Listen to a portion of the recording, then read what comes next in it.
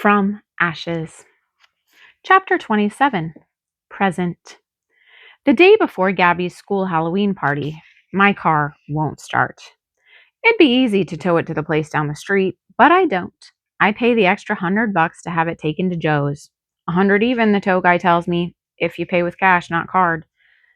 But I don't have $100 in cash. I think about that sum, what it can buy: a bus ticket, maybe a week of food, maybe a fake ID, maybe a promise for a life you don't have. For me, today, it buys, plus the 3% processing fee, a long tow to a city an hour away. Joe's is cheap. I tell myself I'll make the money back. It's not a lie. Nora's not at the desk when I get there. Joe walks in wiping his hands. You sabotaging that thing? He asks. Not trying to, I answer. He grunts. Nora took the day off, studying for some test she's nervous about. Oh, I say as nonchalantly as I can. Took a couple days off a few weeks ago, too, he adds, taking my keys and looking me in the eye. Moped around for a bit. I have no words. She don't mope long, though, that girl. Gotta get on with her life. Of course, I mumble. I'm guessing it's your alternator. Shouldn't cost too much or take long neither. We'll have you out of here by 11. It feels like a finalish sort of time. He's done 5 minutes before that, hands me my keys. I've got the day wide open, and when I get into my car, I see that they've moved a few things out of the glove compartment. A chocolate bar is one of them. I get to Nora's apartment, as fidgety as I was the first time I arrived, maybe worse. I tap on the apartment door, hear a lot of fumbling, some laughter. I take a step back, about to leave, just as the door opens and an unfamiliar woman stares at me. Wide pupils, workout shirt slouching down over one shoulder, hands shaking.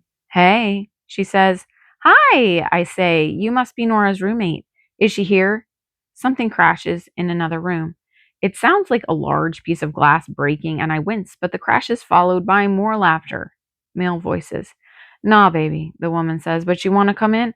No, I stammer, and then I notice her arm, the slight prick of blood at the crook of her elbow. I stare a beat too long. Nora will be back tonight, the girl says, closing the door. Her hands shake in a quivering beat along the edge of it as she begins to close it. I begin, not knowing how to end. Maybe 6 or 7. She usually comes home to eat something. The girl snorts like eating is an excess she doesn't understand. So I say, Nora, What about her? The girl asks, edging the door closed, the shutter of her hand still tapping out its unsteady rhythm. The chocolate bar hangs in my hand. It feels like a poisonous snake I picked up. I hold it by the plastic edge, barely touching it.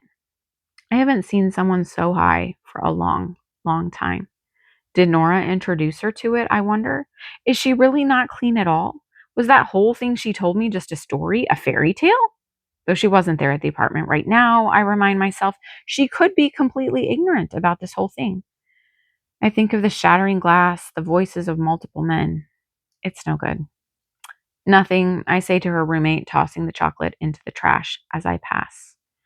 I don't even want to eat it, and I definitely don't want to give it to Gabby.